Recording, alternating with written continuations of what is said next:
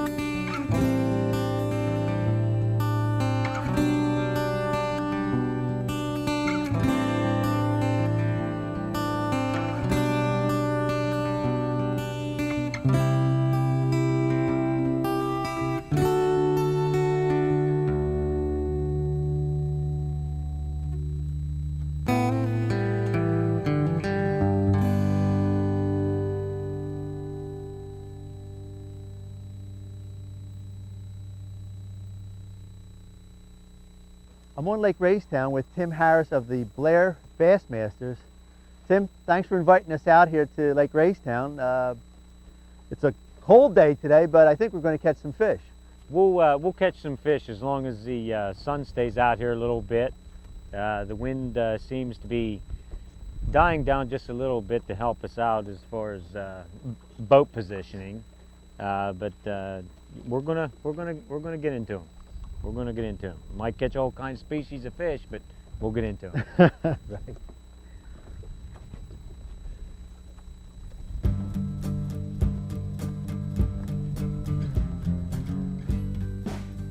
How many guys you got in your bass club? There's about 39. 30? That's a big club. Yeah. It's now not all of them, fish all the tournaments and stuff, but I would say basically about. I'd say basically about 20, 25 guys are really hard at it and fish the, the most of our club tournaments and the federation tournaments and everything. Which usually that's pretty good. We can get a pretty good turnout of the major district tournaments around here out of our club. So you're a Bass Federation club. Right. We're affiliated straight with National Bass.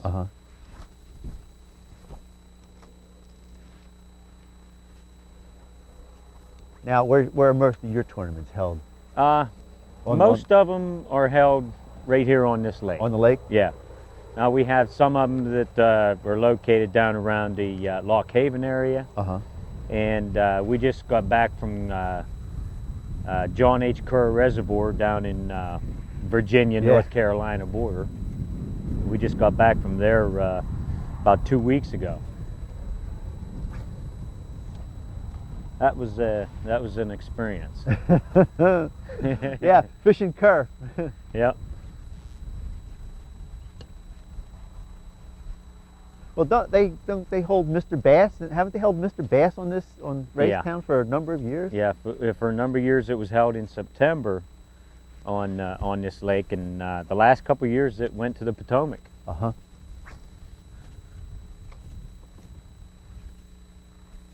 Tim, we're on a riprap here. Right. It is mid-May. Temperature, if you can believe that, yeah, probably not even 40 degrees. Right. We got a cold front coming through. We got probably the worst fishing conditions that a bass fisherman would want. Exactly. We haven't had warm weather, and the smallmouth, the bass here, really aren't ready. Really aren't ready to spawn up to spawn yet. No. The cold nights is what really drives them down. Knocks them off of their spawning pattern, if you will. But they can be caught. Don't get me wrong. There's a lot of times when you get a cold front like this, the smallmouths will come up earlier than a largemouth. Largemouth, they'll go down, and they'll stay down for a day or two or whatever. Sometimes you can get a smallmouth, you know, that'll go down for maybe a day and they'll come right back up. But they all have to feed, you know, because the water temperature's warming up. Yeah. Well, we have what's the water temperature? About 50? I have 53.6 right now. That's not too bad. No.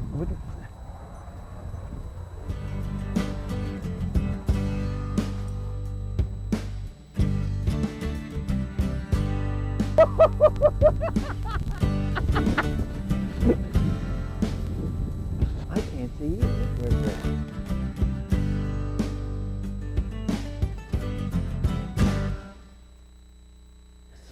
Got it. Watch your fingers there. All right, you got him.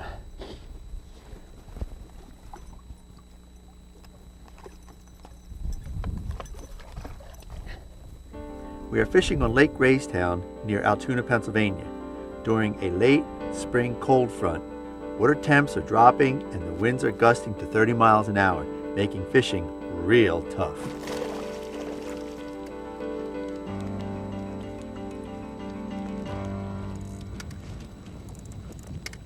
Mike Berkheimer was kind enough to volunteer his boat as our camera boat.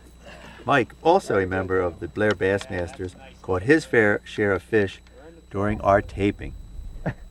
Oh, did he slam me? That's a walleye.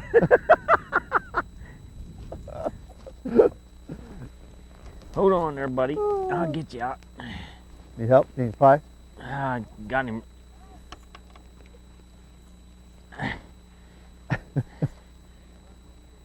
No. He slammed into that thing.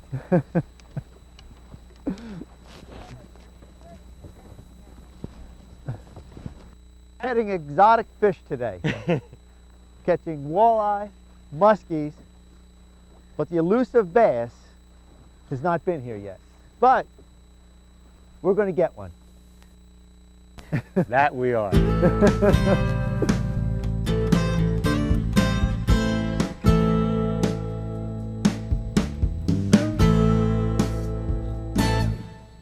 We'll be right back after this. Let's go.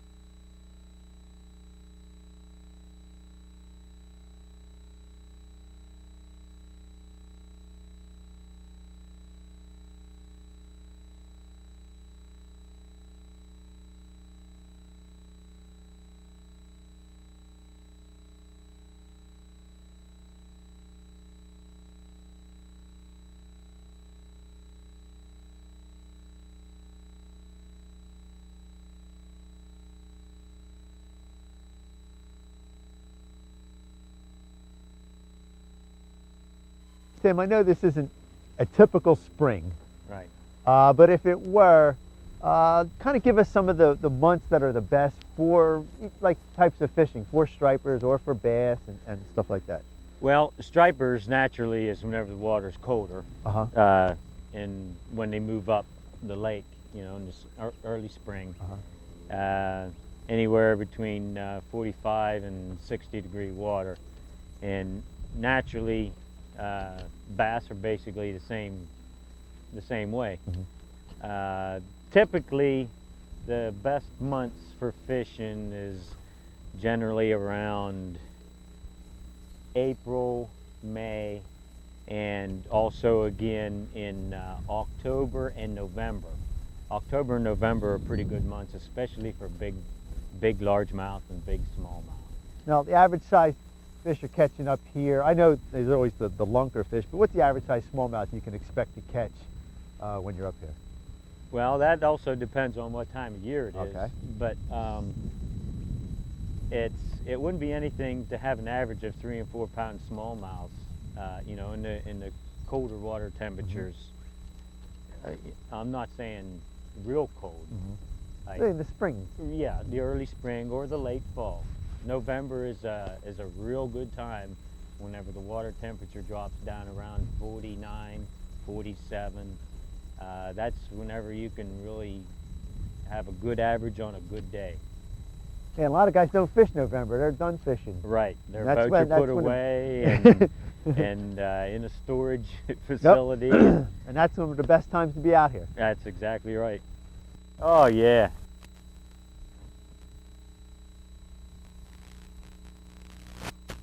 What? Yeah, it is. Ah. All right. All right, we're fishing for smallmouth. We've caught a muskie, caught walleye. We got a nice largemouth. Look at the tail on that. Yeah. Yeah, he's starting to make a bed. Make a bed. Yeah. You show the tail. Just pull that tail up a little bit. You can see that tail, how it's flattened off, and that's from the fish making a bed. Yeah. And it's nice and red. Yeah.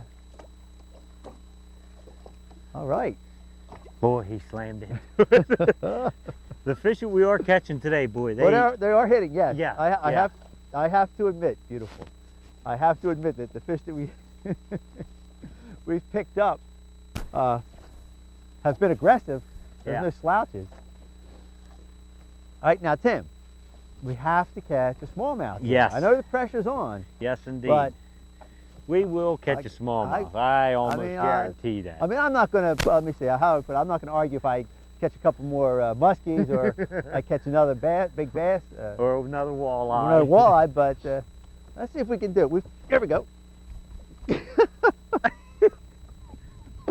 Now there's your smallmouth. There we go. Oh! And we got another one over here. That's a smallmouth. Oh, there's a decent fish there.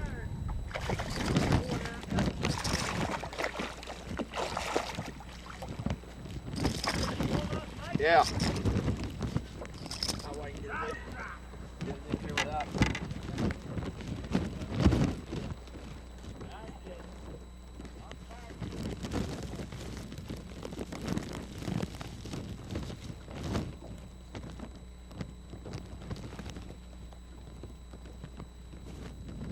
Nice smallmouth. Looks like he just come up the.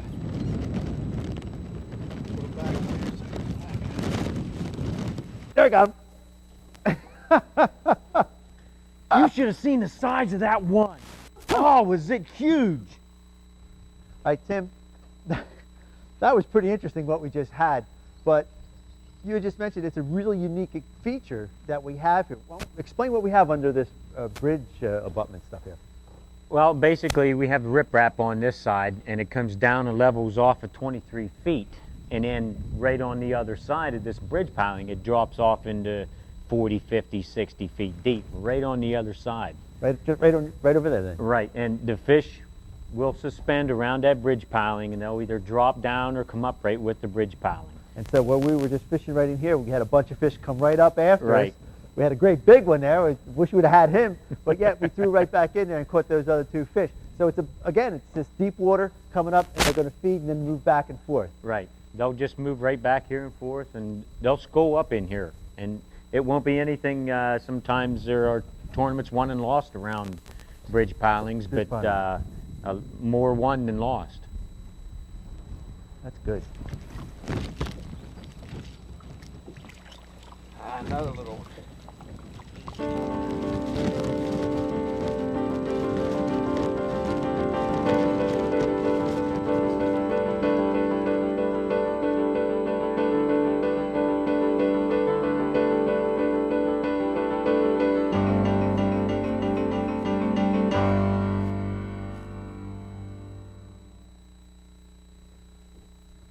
Oh my!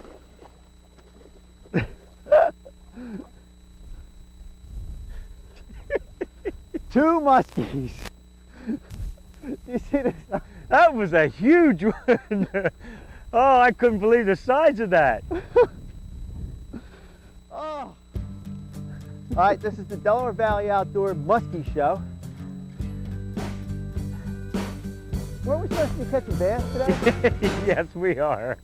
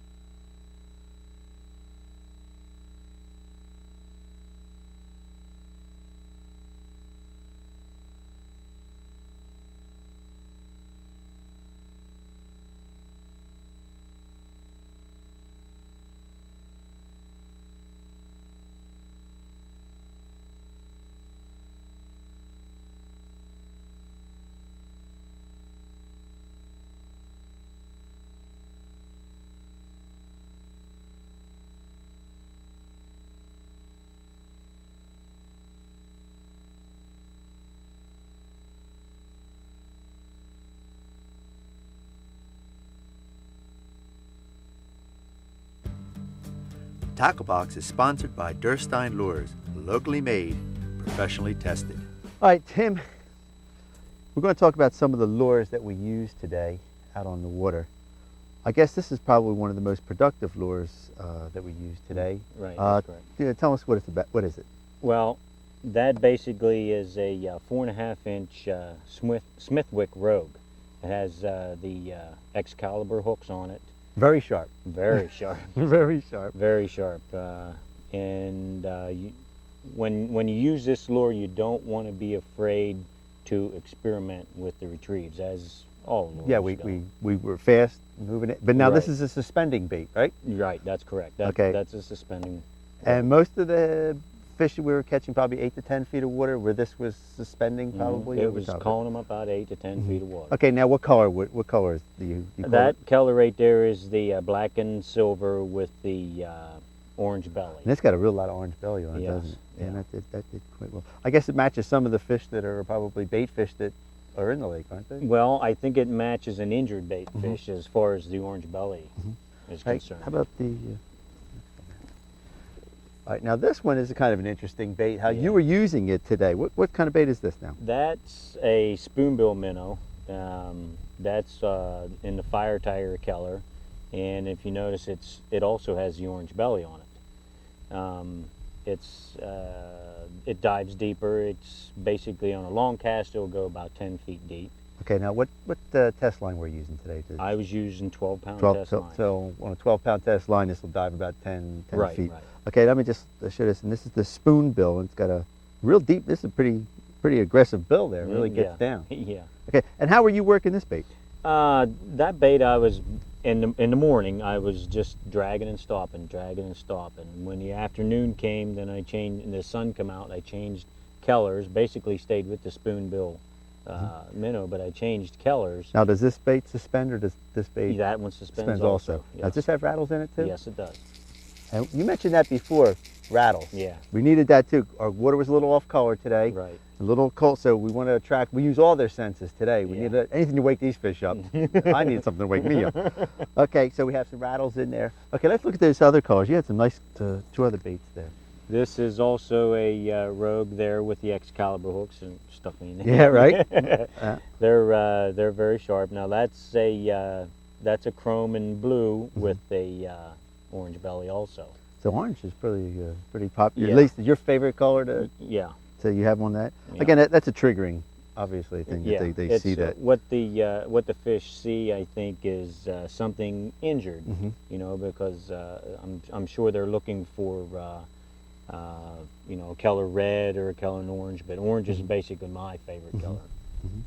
And then the last one here. And this is the other color of the spoonbill there. That's the chrome and the blackback, and that one did not have the orange belly. This is a little trick, I think, here. That is correct. Who painted this little one? I did. Okay, so you added the orange to this one. Yes, yes. And this produced some nice fish too today. Yes, it it also did. And I think, again, it's that orange belly. Now, if you notice, that orange is just a tad bit brighter Mhm. than the other lures. That's a fluorescent orange that I painted on myself. So you add that to your, just doctor it up a little Yeah. bit. That's his secret. He ain't going to tell anybody, but it cost me a lot of money. But don't worry about it. Don't worry about it. Okay, I want to talk about a bait that I used today. And Killer lure. it's a killer lure. I used a Durstein spinner bait today that we brought out here just to try a little bit. And I was explaining the new finishes that we have on the bait. And I managed not to catch any bass on this, but I caught a muskie. Yes. And also, it bit my finger. So, safety tip for today is do not stick your thumb into a fish's mouth that has teeth. That's right. But it was a great bait. It caught a nice muskie today, but I did hurt my thumb. And one other bait that I used, and I like to say dollar for dollar, pound for pound, I used a fat wrap today. And I caught another muskie on this bait. I was the muskie champ of the lake today. But again, we caught some smallmouth on it. Yeah. And I think if I put a little suspend dot on it too, just to get it down, because we Right. needed to get it down a little bit. But that was another bait that we used. And I wish we would have caught some more fish on some more spinner baits, but the minnow baits were doing. Crankbaits seem to be the tickets the today. ticket today. Tim, thank you very much. I had a Thank good you. time. I think we're going to go out a little bit more, and we're going to catch some more. I'm going to actually have to put this back in the box. Is Pound it- for pound. Yeah, dollar pound for for dollar. pound. Thanks a lot, Tim. Thank you. All right. Oh, that's a good fish. Oh yeah.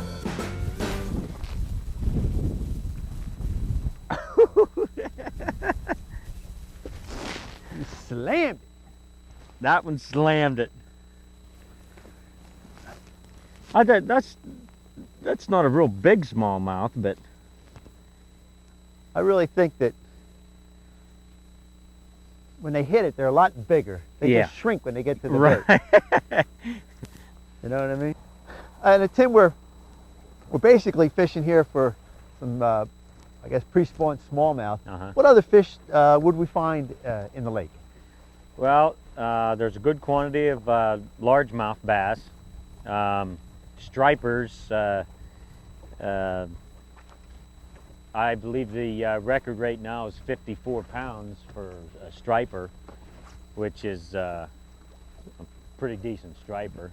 Is that the state record? I I don't know if the state I don't know record if it's a comes- state record or if it's a lake a lake, record. lake record. There's an abundant walleyes. We have crappies, panfish. The Muskies? Army Corps of Engineers just stalked in some salmon.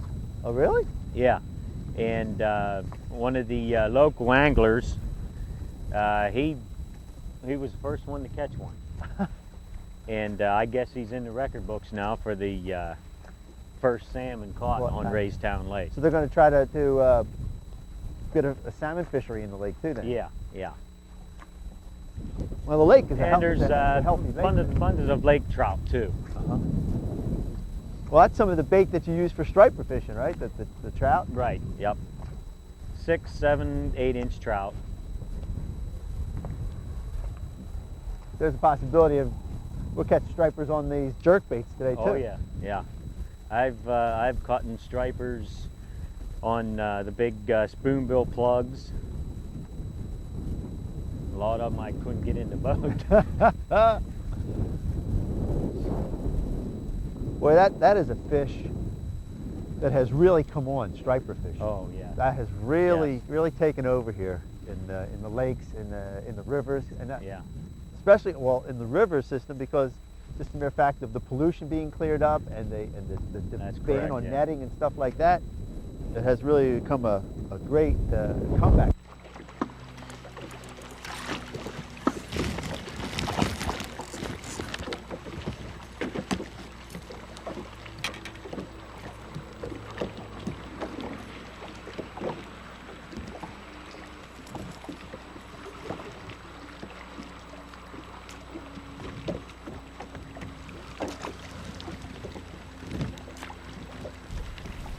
Raystown Lake, spring bass fishing.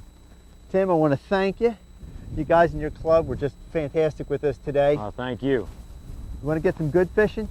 Come on out to Raystown in the springtime. Hey, this is Bob Murray, and I'll see you again on Delaware Valley Outdoors. Oh yeah, that's a nice one. Slam! Slam that baby. Slam! Delaware Valley Outdoors would like to thank the Blair Bassmasters and the Pennsylvania Outdoor Writers for their assistance in making this show possible. Don't forget to visit our website at www.dvoutdoors.com for the latest in fishing reports, weather conditions, and product updates.